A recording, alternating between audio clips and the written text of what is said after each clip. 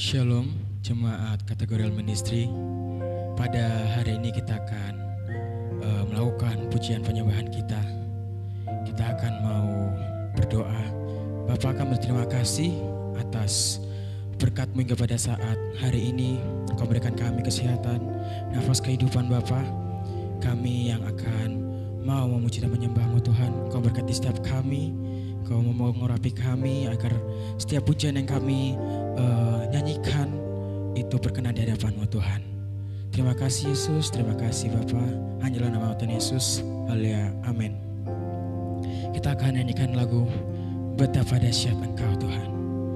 Terima kasih Tuhan. Haleluya Yesus.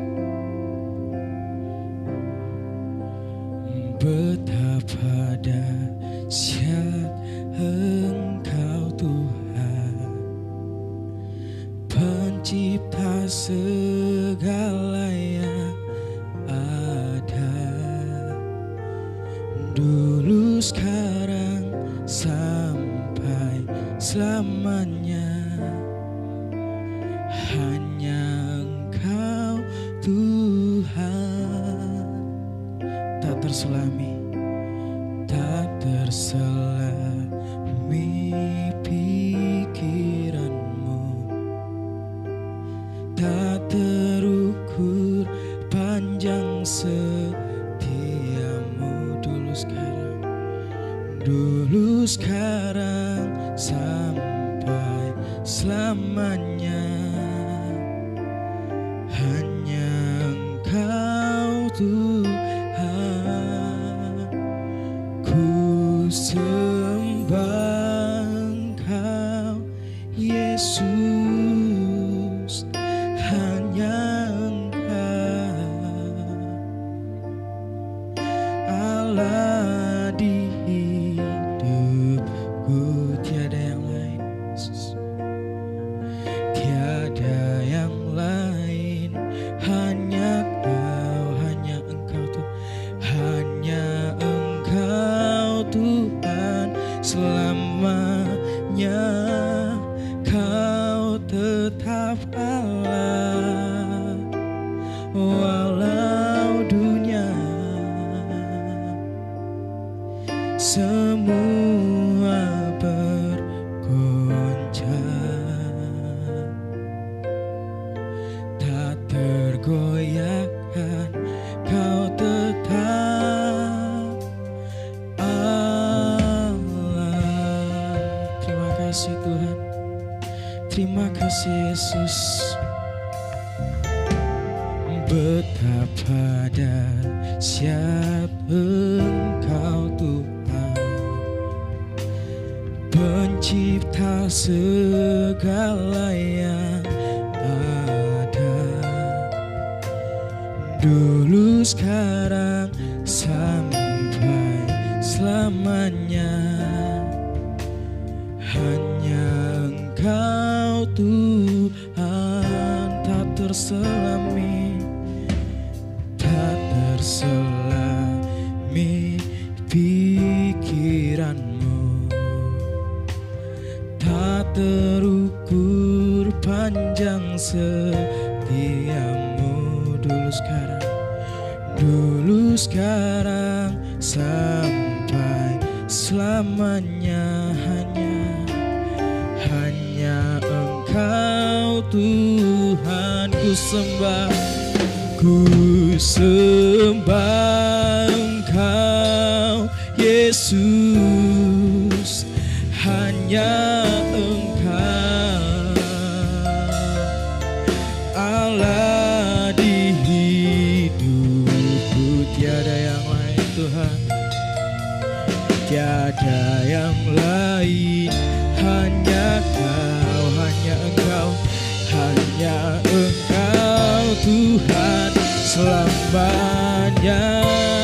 Kau tetap Allah, walau dunia semua bergoncang, tak tergoyahkan. Kau tetap Allah. Ku sembah Engkau Yesus, hanya Engkau Allah di hidupku. Tiada yang lain Tuhan, tiada yang lain, hanya Kau, hanya Engkau Yesus, hanya Engkau Tuhan selamanya. Kau tetap Allah, walau dunia semua bergoncang, tak tergoyahkan. Kau tetap Allah. Ku sembah Engkau Yesus, hanya Engkau Allah di hidupku. Tiada yang lain, tiada yang lain, hanya Kau, hanya Engkau, hanya Engkau Tuhan selamanya. Kau tetap Allah, walau dunia semua bergoncang, tak tergoyahkan. Kau tetap Allah, Kau tetap Allah, Kau tetap Kau tetap Allah, Kau tetap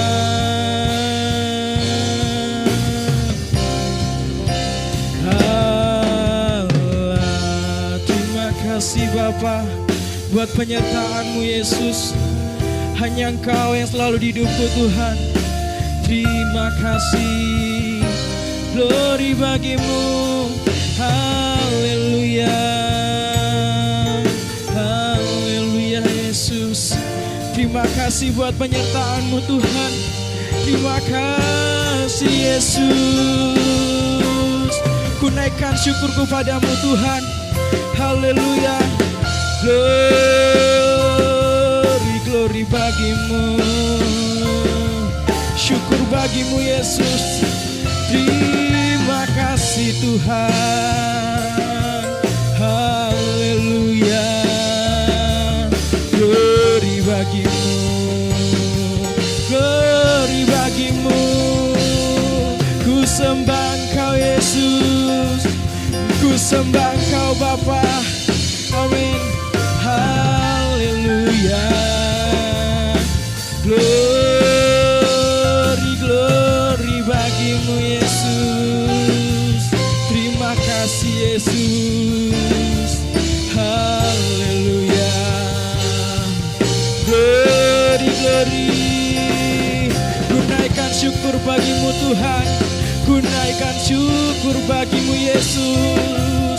Buat kasih penyertaan-Mu, buat anugerah-Mu bagi setiap kami.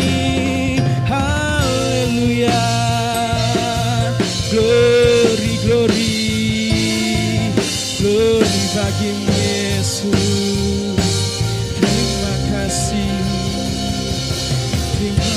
Yesus. Terima kasih Tuhan buat kasih penyertaan-Mu bagi setiap kami Tuhan. Haleluya Yesus. Glory Engkau Yesus, hanya Engkau Allah di hidupku. Tiada yang lain, hanya Kau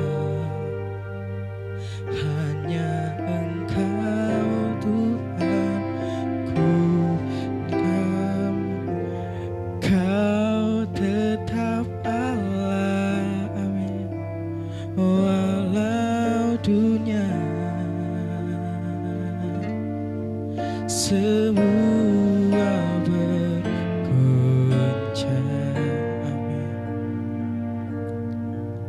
tak tergoyahkan, kau tetap Allah. Ku sembah Engkau Yesus, hanya Engkau Allah di hidupku. Tiada yang lain, tiada yang lain, hanya Engkau Tuhan selamanya. Kau tetap Allah walau dunia semua bergoncang, tak tergoyahkan, kau tetap Allah. Kau tetap Allah. Sekali lagi, kau tetap Allah. Kau tetap Allah. Shalom Bapak Ibu yang dikasihi oleh Tuhan.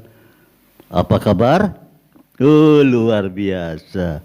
Tuhan itu baik, sangat baik, terlalu baik bagi kita, bagi Bapak Ibu. Pada malam hari ini, mari kita mau dekat sama Tuhan. Kita mau datang sama Tuhan. Kita akan belajar kebenaran firman Tuhan. Kita buka 1 Tesalonika pasal 5 ayat 6. 1 Tesalonika 5 ayat 6. Begini bunyi firman Tuhan. Sebab itu baiklah jangan kita tidur seperti orang-orang lain, tetapi berjaga-jaga dan sadar. Sebab mereka yang tidur waktu malam, dan mereka yang mabuk waktu malam. Puji Tuhan. Judul firman Tuhan pada malam hari ini untuk ibadah KKR dengan tema berjaga-jaga dan sadar. Puji Tuhan. Bapak Ibu, kita bertanya, apa bedanya berjaga-jaga dan sadar? Ada bedanya. Kalau kita belajar, maka kita akan menemukan perbedaan. Di dalam istilah berjaga-jaga, dalam bahasa Yunani dikatakan gregorgo. Artinya tetap sadar dan waspada. Tetap sadar dan waspada. Itu artinya berjaga-jaga. Kemudian kita sadar. Apa arti sebenarnya? Menurut Inggris, bahasa Inggrisnya ditulis self control.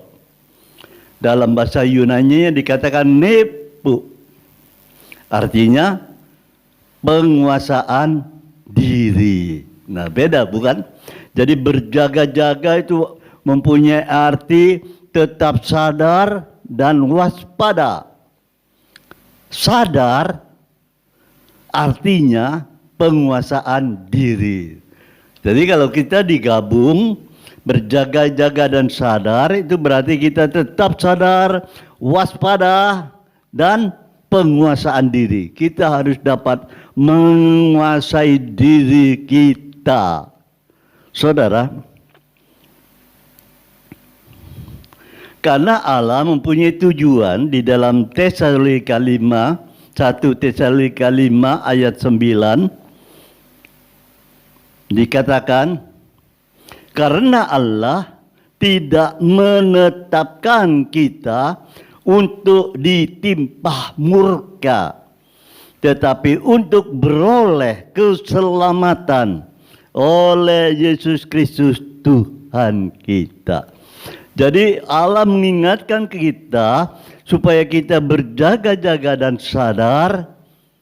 Tadi kita sudah baca ayat 9, supaya kita tidak kena atau ditimpa murka Allah, tapi kita mendapatkan keselamatan di dalam Yesus Kristus. Kemudian ayat 10 mengatakan, ayat 11, lanjut ayat 11 saja. Karena itu nasihatilah seorang akan yang lain dan saling membangunlah kamu seperti yang memang kamu lakukan. Saya tekankan di sini katakan, karena itu nasihatilah. Mari kita saling mengingatkan dan menasihati. Untuk apa? Supaya kita saling membangun. Membangun. Maksudnya kalau kita melihat teman kita dalam kelemahan, dalam kesuaman, dalam kelesuan, kita harus memberikan motivasi yang membangkitkan semangat. Dengan kata-kata kita memberikan semangat, hidup, gairah untuk hidup kembali melayani Tuhan.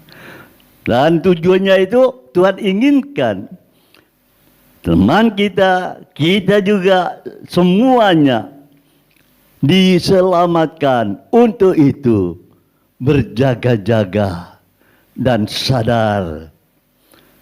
Kemudian kita bertanya, kenapa kita harus berjaga-jaga sadar?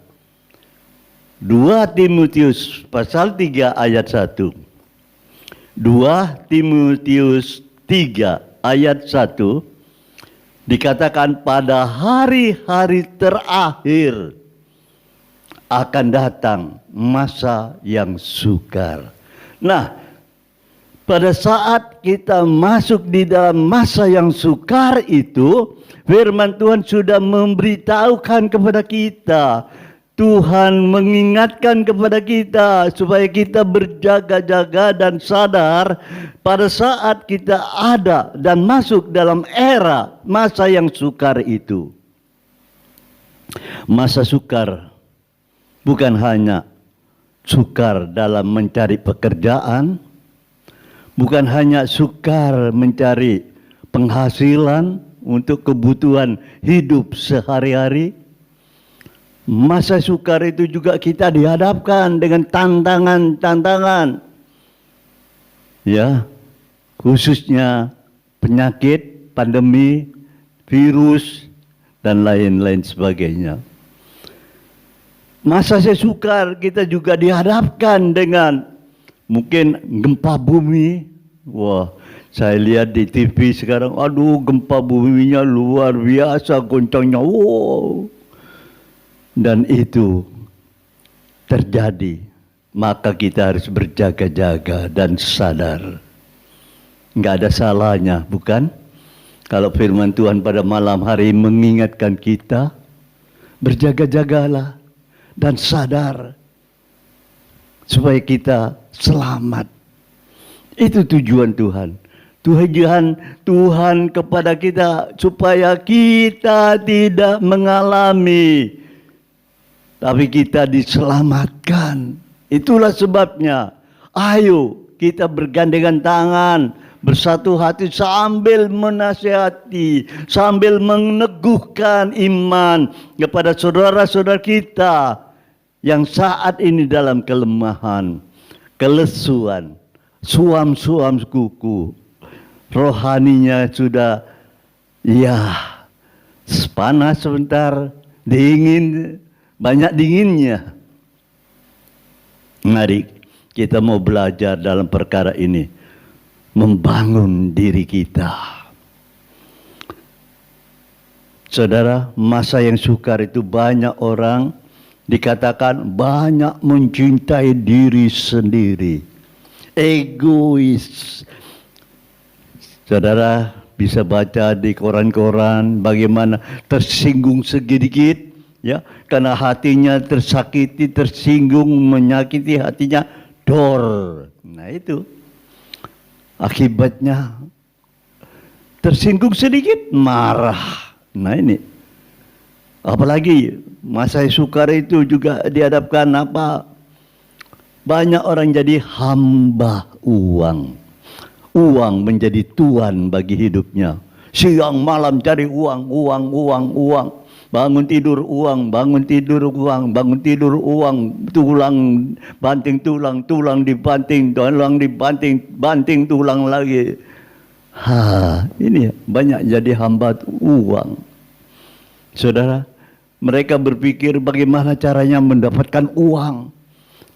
Pakai cara ini, pakai cara ini, pakai ini. Trik-trik yang akurat, ya, yang super canggih.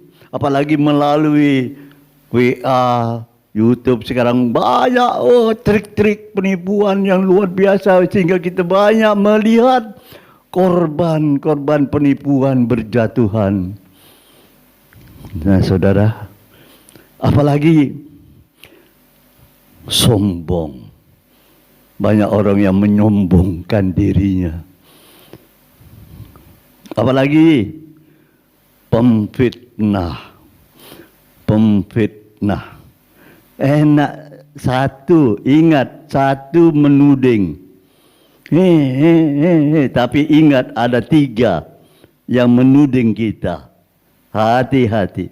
Kita menuding 1 jari, tapi 3 jari menuding kita. 3 kali lipat. Kalau kita memfitnah seseorang, ada 3 yang akan memfitnah 3 kali dalam hidup kita. 3 jari melawan 1 jari. Yang banyak mana? Yang 3 jari yang banyak. Diri kita yang kena. Lebih parah. Apa yang ditabur akan dituai. Nah itu sebabnya. Ayo. Masa yang sukar ini kita harus berjaga-jaga.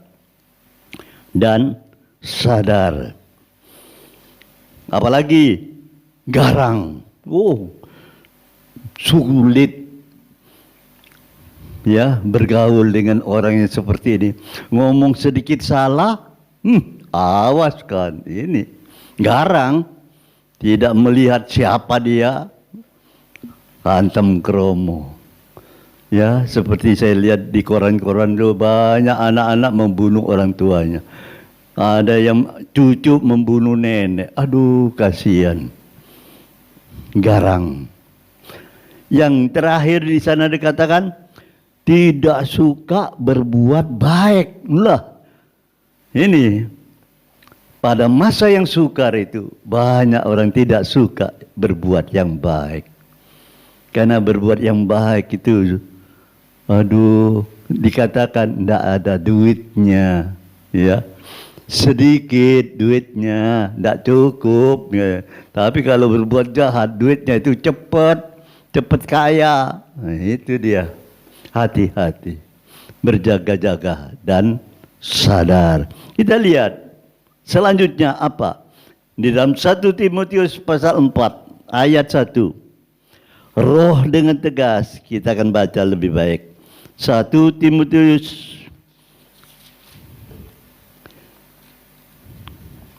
pasal 4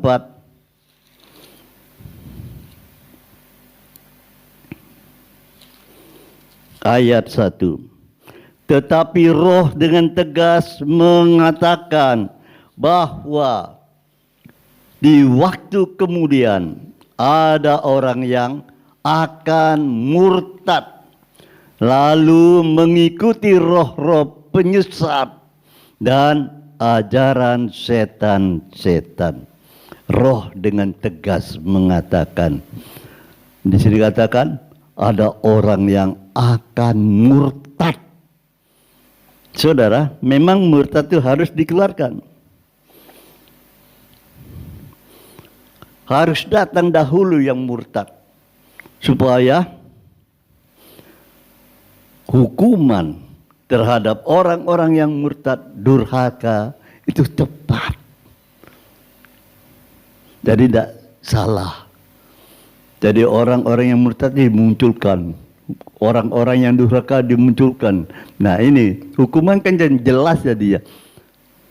Harus begini, kena perbuatannya begini, nyata. Makanya pada masa yang sukar ini banyak juga orang-orang yang murtad, orang-orang durhaka yang akan menyesatkan banyak orang dengan ajaran-ajaran yang sesat. Saudaraku, mari pada saat malam hari ini kita benar-benar menjaga kehidupan kita, iman kita, berjaga-jaga dan sadar. Karena pada saat-saat sekarang ini kita banyak melihat perbuatan-perbuatan yang tidak sesuai dengan hati kita, dengan firman Tuhan. Banyak orang yang melakukan perkara-perkara duniawi. Dari itu Bapak Ibu, kita akan terkejut nanti, karena firman Tuhan katakan yang namanya iblis setan itu melepaskan jati dirinya, nyamar jadi malaikat terang. Aduh, apalagi kalau sampai seperti itu. Iblis yang menakutkan orang tidak suka, tidak senang, itu melepaskan menjadi malaikat terang. Wow. Apalagi namanya pengikut-pengikutnya juga. Wah, tambah. Kita akan melihat masa yang sukar. Hari-hari kemudian banyak yang mengikuti ajaran-ajaran yang sesat, murtad. Karena iblis ada di sana, karena dia geram, karena waktunya sudah singkat. Nah, tadi iblis itu menyerupai seperti malaikat terang. Nah, kalau sudah memakai nabi-nabi yang palsu, rasul-rasul palsu, wah, dengan mujizat-mujizat yang dia lakukan, banyak orang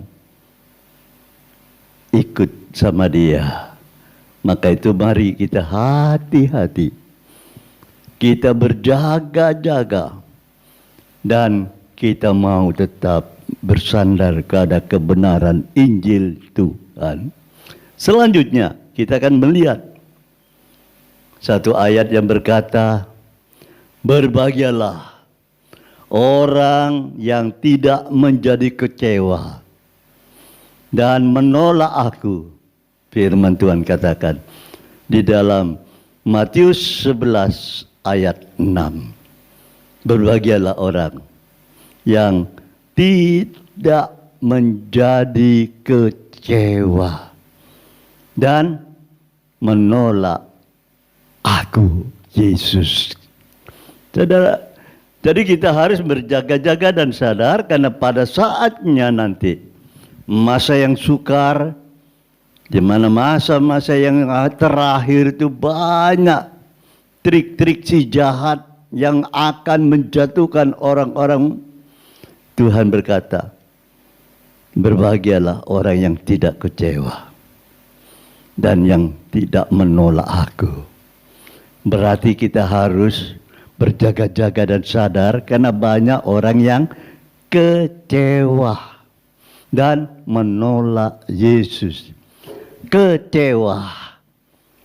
Waktu saya merenungkan, saya punya istilah sendiri. Bukan lagi kecewa, tapi kecewa. Aku yang kecewa, jangan sampai. Tuhan ingatkan pada malam hari ini. Berjaga-jagalah dan sadarlah. Jangan beri kesempatan, jangan beri lowongan di dalam hati kita. Trik-trik si jahat itu masuk, membuat kita nanti, aduh, aku jadi orang sudah melayani bertahun-tahun kok diginikan. Ya, kecewa.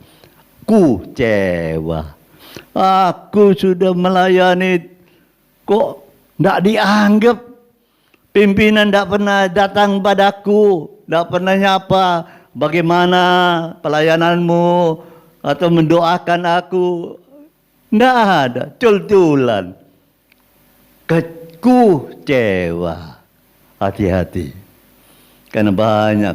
Makanya firman Tuhan Yesus katakan, berbahagialah orang yang tidak kecewa dan tidak menolak aku. Berbahagia. Jangan kita ikut-ikutan. Orang lain sakit hati, kecewa, keluar, undur. Nah, kita juga ikut-ikutan. Rugi. Karena Ibrani 10 ayat 38 katakan, orang yang undur, Tuhan tidak berkenan kepadanya. Mau kemana kita kalau sudah undur? Coba bayangkan, engkau mau pergi kemana nanti? Di dunia aja kita bingung, mau pergi kemana? Apalagi nanti kalau kita debu, kembali kepada debu. Kita mau kemana? Mau surga. Malaikat bilang, namamu tidak terdaftar di dalam buku kehidupan. Nah, kalau sudah begitu alias ditolak. Kalau sudah ditolak pindahnya kemana? Nah, Bapak Ibu dapat memikirkan nasibnya. Ayo, firman Tuhan katakan, jemaat KKR, ayo kita harus berjaga-jaga dan sadar karena waktunya memang waktu sudah dipersingkat. Jangan lagi kita main-main dengan waktu ini, tapi pergunakanlah waktu-waktu yang ada padamu untuk menerai, memperoleh, mendapatkan nilai-nilai kekekalan. Jangan menganggap aku sudah bisa, mampu. Saya kasih contoh seperti ini. Di dalam Matius 19 ada dikisahkan ada seorang anak muda. Anak muda ini kaya raya. Dan anak muda ini seorang pemimpin. Anak muda kaya raya, pemimpin. Kemudian apa yang dia lakukan? Pada waktu dia mendengar Yesus lewat di tempatnya, anak muda itu berlari mendapatkan, menjumpai Tuhan Yesus. Dan dia berkata, guru yang baik, perbuatan apakah yang aku harus perbuat untuk bisa masuk kerajaan surga? Untuk mendapatkan hidup kekal.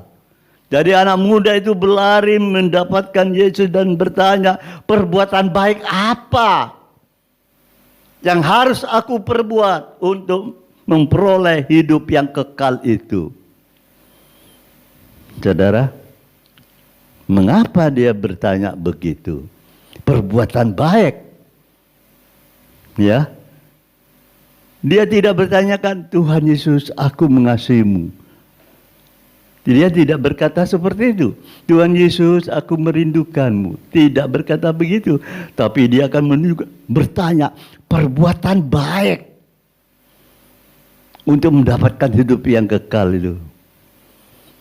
Yesus memandang dengan penuh kasih dan berkata kepada anak muda itu, satu hal yang belum engkau lakukan.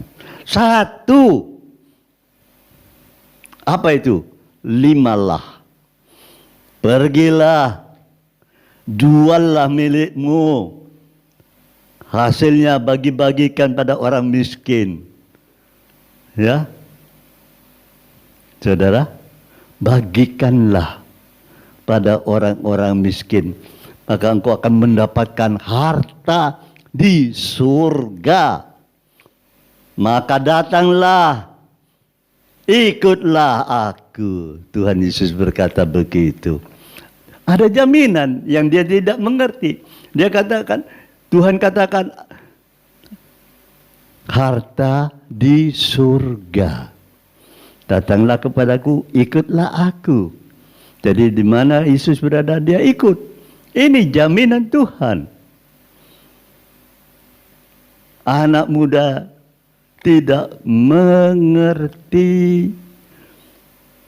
Dia lihat dirinya sendiri sudah berbuat baik, hukum Taurat yang telah dikatakan Tuhan Yesus, yang ditanyakan Tuhan Yesus, dia berkata, semuanya sudah kulakukan, apalagi yang kurang. Nah ini dia, perbuatan baik itu yang dia tanyakan, karena dia merasa dia sudah melakukan itu semua, dan dia pasti masuk hidup yang kekal. Ternyata lain. Tuhan Yesus tidak menjawab sesuai dengan apa yang dia inginkan. Dalam pikirannya Tuhan Yesus datang, dia les-les. Engkau anak muda yang baik, yang rajin mentaati hukum Taurat dan melakukan ini. Aduh, engkau teladan. Kamu muda, kamu mentaati hukum-hukum Taurat, kaya lagi.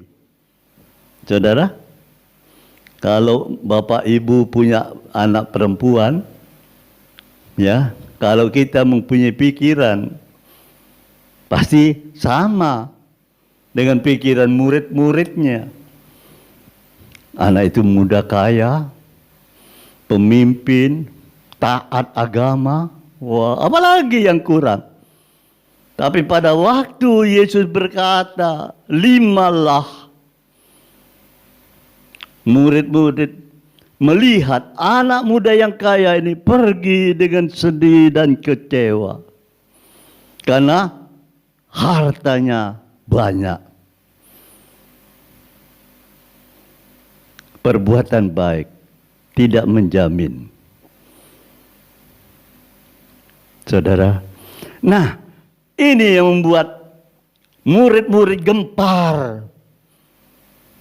Ya, satu sama lain bicara, rame. Akan ada yang berkata, kalau begitu siapa yang dapat diselamatkan? Karena pikiran murid-muridnya tertuju pada anak muda yang seperti ini aja, yang taat dengan hukum Taurat, yang kaya, muda, seorang pemimpin, nggak lulus. Siapa lagi? Siapa yang dapat diselamatkan? Nah ini pikiran murid-muridnya. Menurut pikiran dia, pikiran manusia, siapa yang dapat diselamatkan? Kalau modelnya anak muda seperti aja yang sudah taat agamawi, nggak lulus, dia pergi dengan sedih karena hartanya banyak. Aduh, makanya pada saat sekarang ini, mari kita belajar kebenaran firman Tuhan dengan benar. Perhatikan apa yang Tuhan ingin dalam hidup kita. Perhatikan, kalau anak muda itu mengerti siapa Yesus yang berkata itu, ya, kalau dia mengerti kata-kata Yesus, anak muda itu akan, hore, aku akan pergi, aku akan jual harta milikku, aku akan bagi-bagikan orang miskin, dan aku akan kembali mengikut kepada Yesus. Saudara, saya percaya apa yang pikir manusia Tuhan tahu. Makanya Tuhan memandang anak muda itu dengan penuh kasihan. Makanya dia berkata, masih kurang satu loh. Seringkali kita sudah bekerja rajin, setia, masih kurang satu loh. Katakan pada teman-temannya, engkau sudah beribadah di KKR, oke. Engkau ikut KKR, oke. Tapi masih tinggal satu loh. Apa itu?